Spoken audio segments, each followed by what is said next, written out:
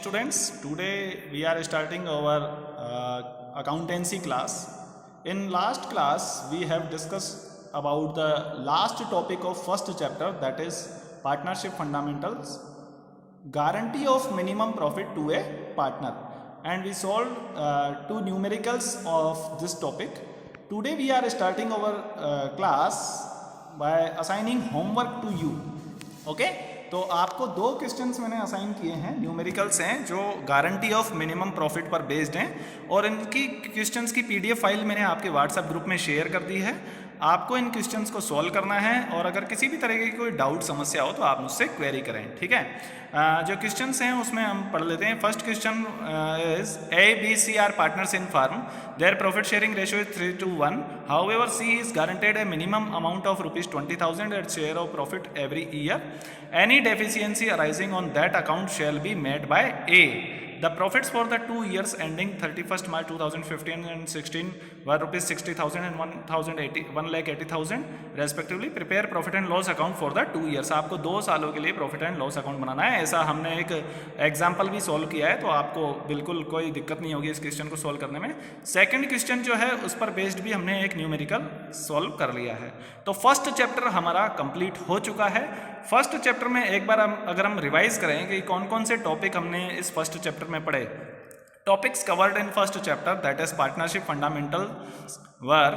First topic हमने पढ़ा meaning and definition of partnership, partnership क्या है उसका अर्थ और परिभाषा।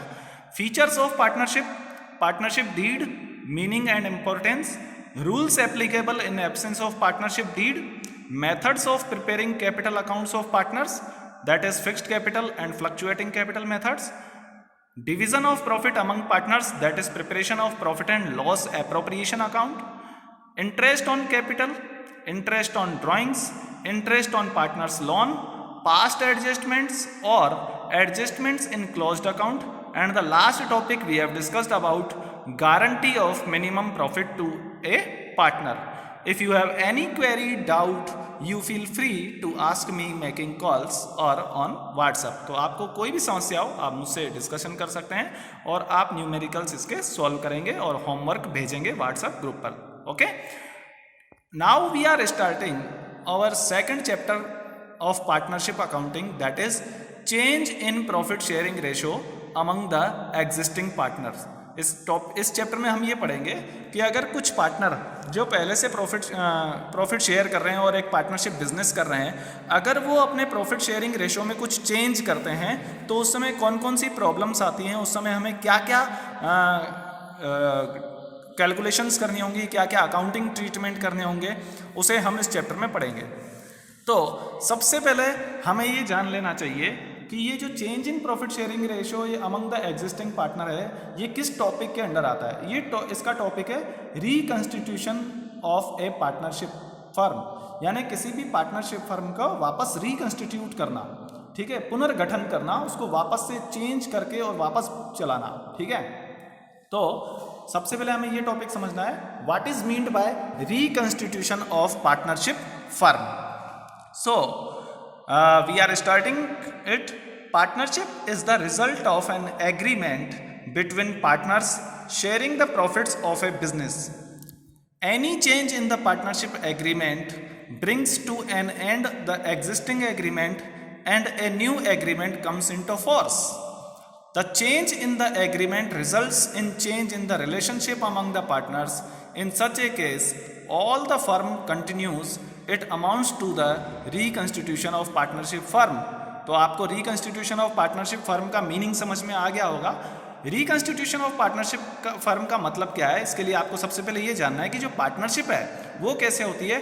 कुछ एग्रीमेंट किया जाता है पार्टनर्स के बीच में शेयरिंग ऑफ प्रॉफिट्स के लिए, ठीक है, और अगर उस एग्रीमेंट में कुछ भी चेंज होगा तो इसका मतलब जो पुरानी शर्तें थी, जो पुराने नियम थे, वो अब खत्म हो चुके हैं। अब नए नियम और नई शर्तों के साथ एक नया एग्रीमेंट फोर्स में आया, ठीक है। और ये जो चेंज है एग्रीमेंट में, कोई भी अगर हम चेंज करेंगे उससे पार्टनर्स की आपसी जो म्यूचुअल रिलेशनशिप है वो भी चेंज हो जाएगी, और इस म्यूचुअल रिलेशनशिप में कोई भी चेंज आता है उसी को हम कहते हैं रिकंस्टिट्यूशन ऑफ पार्टनरशिप फर्म। तो आपको ये समझ में आ गया होगा, ठीक है। आगे बढ़ते हैं। रिकंस्टिट्यूशन ऑफ पार्टनरशिप फर्म में happen in the following circumstances. किसी भी पार्टनरशिप फर्म का रिकंस्टिट्यूशन के मोड कौन कौन से हैं, है ना। तो मोड्स ऑफ रिकंस्टिट्यूशन, किस किस तरीके से पार्टनरशिप फर्म के एग्रीमेंट में चेंज आ सकता है, उसके कुछ पॉइंट्स हैं।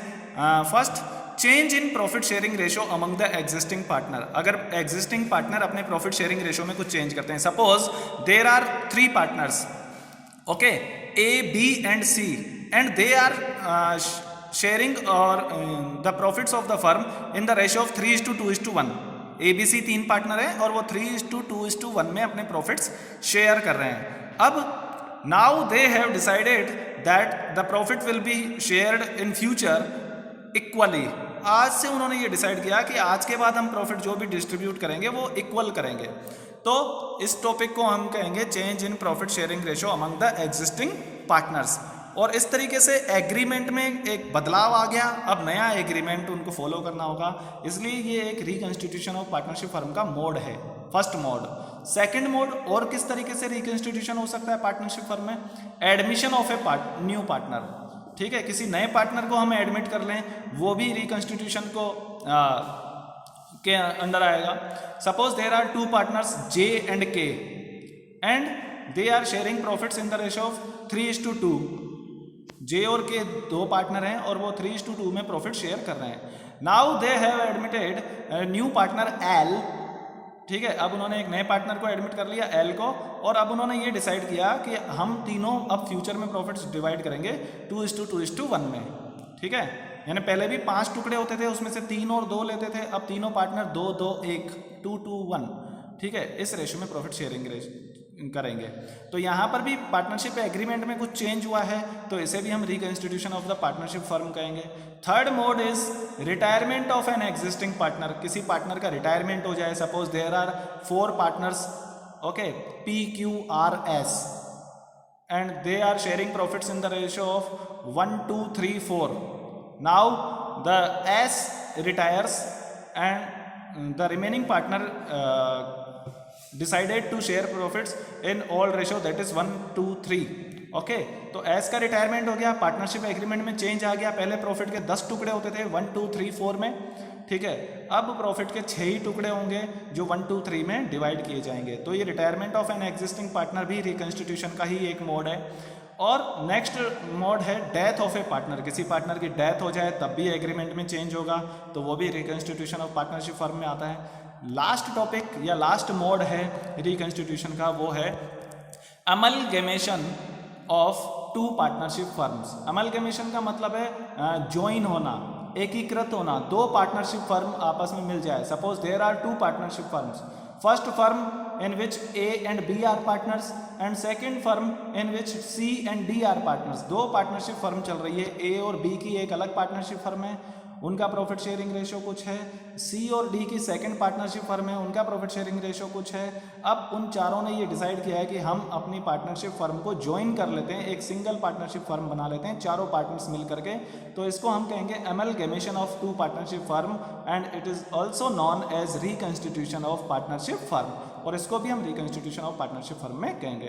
तो there are 5 modes of reconstitution of partnership firm. Okay, लेकिन इस चैप्टर में हम केवल फर्स्ट मोड के बारे में डिस्कशन करेंगे, जिसका नाम है change in the profit sharing ratio among the existing partners. Okay, so now we are going on this topic, change in profit sharing ratio among existing partner. Sometimes the existing partners decided to change their profit sharing ratio. The change is necessitated due to the change in capital contribution or in active participation in management। समझ में आ रहा होगा आप सभी को।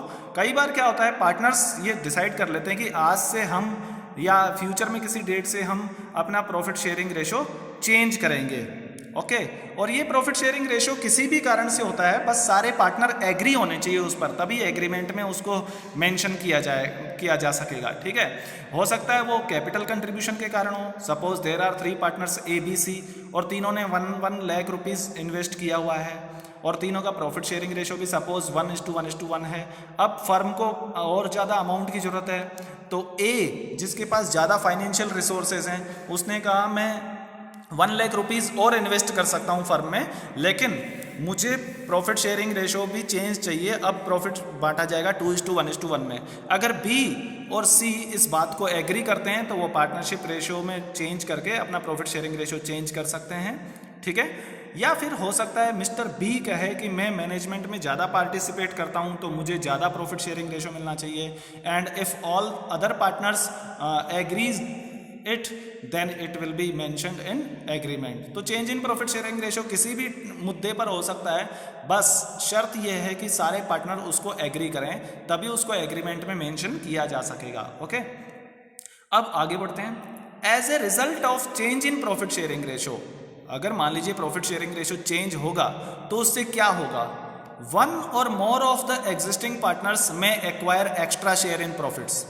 कोई एक या उससे ज़्यादा पार्टनर्स जो हैं उनका प्रॉफिट शेयरिंग रेशो इंक्रीज हो जाएगा at the cost of one or more of the other partners sacrifice, और उनका शेयर इंक्रीज होगा तो निश्चित रूप से किसी एक या अदर पार्टनर्स, एक से ज़्यादा पार्टनर्स का प्रॉफिट शेयरिंग रेशो जो है वो घट जाएगा, ठीक है, डिक्रीज हो जाएगा। In such a case, in order to maintain equity among the partners, it is necessary to make adjustments for goodwill, revaluation of assets and liabilities, reserves, accumulated profits and losses, etc.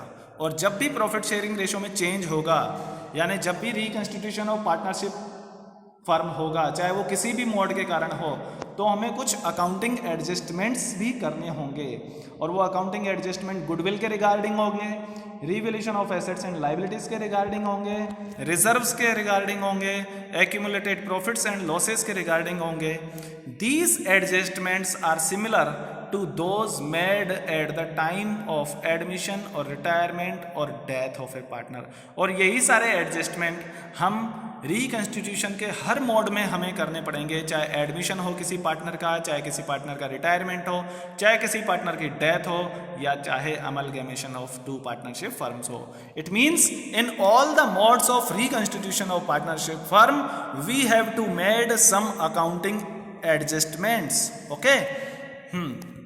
Adjustments required at the time of change in profit sharing ratio.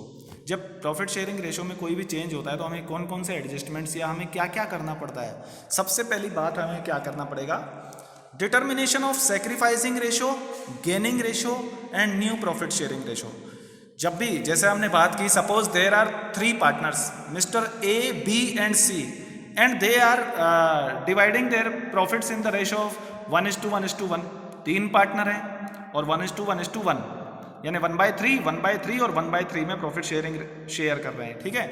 1/3 का मतलब हो गया, अगर percentage में calculate करें simple way में समझने के लिए, तो 33% तीनों पार्टनर्स को प्रॉफिट मिलता है, ठीक है। 100% तक ले जाएंगे हम, 33.33, 33.33, 33.33 ABC, and now they have decided to share future profits in the ratio of 2:2:1।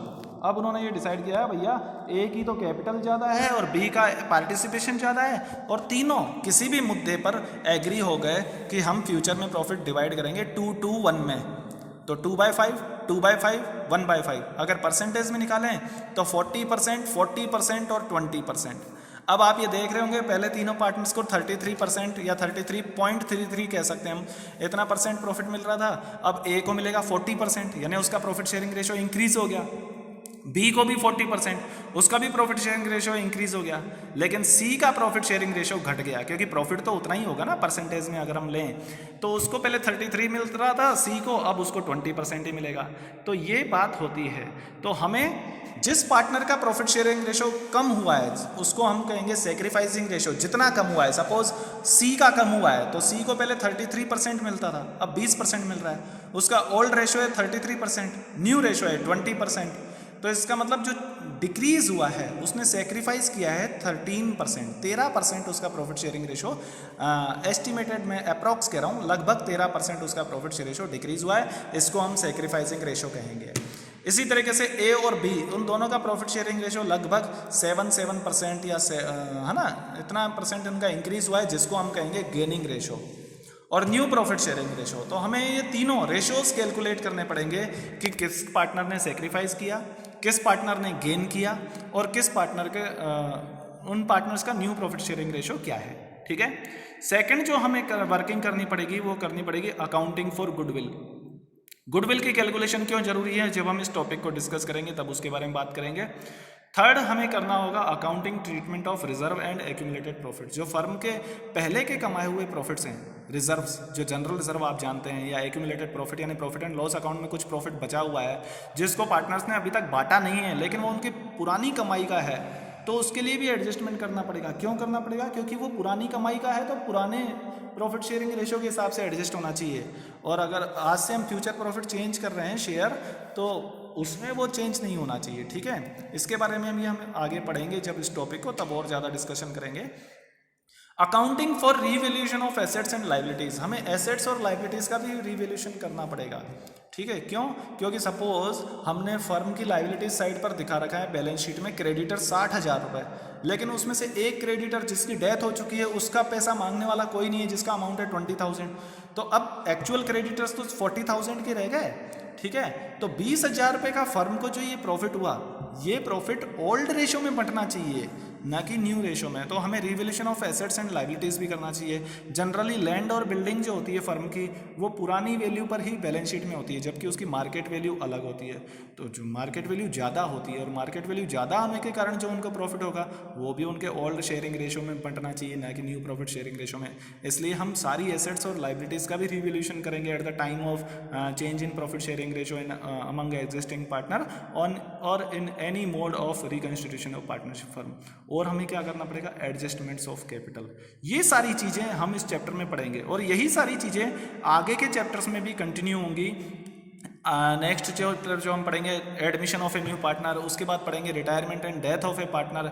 ये सारे जो मोड हैं रिकंस्टिट्यूशन ऑफ पार्टनरशिप फर्म, उन सब में जब भी एग्रीमेंट में कोई चेंज होगा हमें ये सारे एडजस्टमेंट हमें करने होंगे। चलो तो आगे बढ़ते हैं। सबसे पहला टॉपिक हम लेते हैं डिटर्मिनेशन ऑफ रेशोज। रेशो कैसे हम कैलकुलेट करेंगे? सैक्रिफाइसिंग रेशो, गेनिंग रेशो और न्यू प्रॉफिट शेयरिंग रेशो। सबसे पहले इनके बारे में कुछ थ्योरेटिकल बात कर लेते हैं कि अगर सैक्रिफाइस रेशो को डिफाइन करना हो तो हम कैसे लिख सकते हैं। देखते हैं। Whenever there is change in the profit sharing ratio, one or more of the existing partners have to surrender some of their old ratio in favor of one or more of other partners। जब भी partnership ratio में, partnership के profit sharing ratio में change होगा तो क्या होगा? किसी पार्टनर का प्रॉफिट शेयरिंग रेशो घट जाएगा और वो अपने प्रॉफिट्स के उस सरेंडर कर रहा है अदर पार्टनर्स के फेवर में। ठीक है।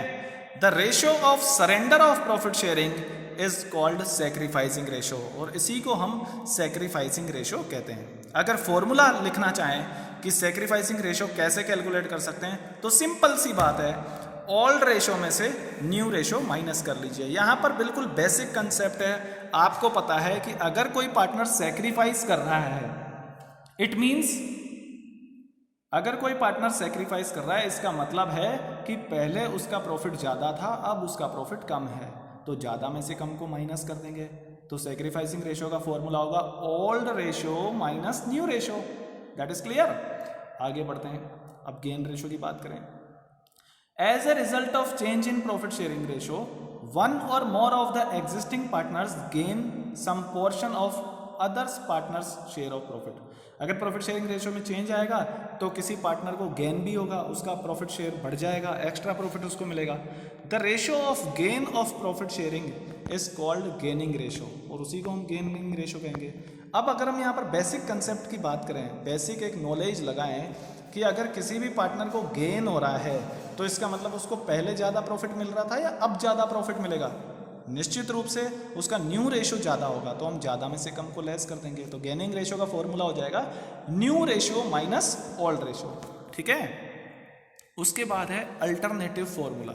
अगर हम इन दोनों गेनिंग रेशो और सैक्रिफाइस रेशो के फॉर्मूले में कोई कंफ्यूजन होता है तो हम एक अल्टरनेट फॉर्मूला यूज़ कर सकते हैं, जो फॉर्मूला इस तरीके से है, गेन या सैक्रिफाइस कुछ भी हमें निकालना हो, gain oblique sacrifice ratio is equal to new ratio minus old ratio. आप हमेशा ये फॉर्मूला यूज़ कर सकते हैं। हमेशा आप बी पॉजिटिव, ये मानिए कि नया रेशो हमेशा ज़्यादा होगा। ठीक है। New ratio minus old ratio. If result come positive, अगर आपका रिजल्ट इसको माइनस करने के बाद पॉजिटिव आता है, it will be gain ratio, and if result comes negative it will be sacrificing ratio. अगर रिजल्ट नेगेटिव आता है तो ये सैक्रिफाइसिंग रेशो होगा। तो आप इस फॉर्मूले को भी यूज कर सकते हैं, ठीक है। The purpose of calculating sacrificing or gain ratio is to determine the amount of compensation to be paid by the gaining partner to sacrificing partner. देखो, अगर पार्टनरशिप के प्रॉफिट शेयरिंग रेशो में कुछ चेंज हुआ है तो उससे क्या होगा, जिसका प्रॉफिट शेयरिंग रेशो कम हुआ उसकी कमी की भरपाई के लिए जिन पार्टनर्स का प्रॉफिट शेयरिंग रेशो इंक्रीज हुआ है वो लोग कंपनसेट करेंगे उस पार्टनर को जिसकी प्रॉफिट शेयरिंग रेशो में कमी आएगी, ठीक है। Such compensation is usually paid on the basis of proportionate amount of goodwill, और ये कंपनसेशन जो की जाती है ये generally proportionate amount of goodwill के बेस पर की जाती है। तो गुडविल का टॉपिक जब हम इस टॉपिक को पढ़ेंगे, गुडविल के टॉपिक को, तब आपको ये बात और क्लियर होगी, ठीक है। अभी हम कैलकुलेशन ऑफ रेशोज का टॉपिक लेते हैं। सबसे पहला एग्जाम्पल, इजी एग्जाम्पल हम लोग ले रहे हैं। देखिए, A and B were partners in a firm sharing profit and losses in the ratio of 2:1। A और बी दो पार्टनर हैं जो 2:1 में प्रॉफिट शेयर कर रहे हैं। With effect from 1 April they agreed to share profit and losses equally. अब उन्होंने डिसाइड किया है कि अब वो लोग प्रॉफिट डिवाइड करेंगे या लॉस डिवाइड करेंगे इक्वल का मतलब 1:1 में। कैलकुलेट द गेन और सेक्रीफाइस रेशो, आपको गेन या सेक्रीफाइस रेशो कैलकुलेट करना है। तो यहाँ पर देखिए, ओल्ड रेशो है 2:1, न्यू रेशो है 1:1। हम अल्टरनेटिव फॉर्मूला यूज कर रहे हैं, gain oblique sacrifice ratio is equal to new ratio minus old ratio. अगर ए के लिए कैलकुलेट करें तो उसका ए का न्यू रेशो है 1/2, है ना, और ओल्ड रेशो है ए का 2/3। अगर 1/2 में से 2/3 को माइनस करेंगे, आप लोग एलसीएम लेकर के कैलकुलेशन करेंगे तो आपका रिजल्ट आएगा -1/6, और जब रिजल्ट माइनस में आता है तो it means sacrificing ratio, okay. यानी ए ने सैक्रिफाइस किया 1/6, और बी के लिए कैलकुलेट करें, बी का न्यू रेशो है 1/2 माइनस बी का ओल्ड रेशो है 1/3। 1/2 में से 1/3 माइनस करेंगे तो एलसीएम लेकर के आप लोगों को करना पड़ेगा, और इसका रिजल्ट आएगा 1/6 positive, it means gain ratio. यानी ए ने सेक्रीफाइस किया 1/6 और उस सेक्रीफाइस को बी ने गेन कर लिया 1/6।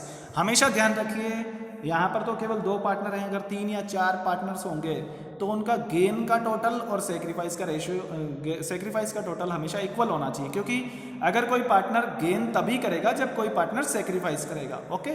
तो हमेशा सेक्रीफाइस और गेन का टोटल बराबर होना चाहिए, ठीक है। सेकंड क्वेश्चन लेते हैं।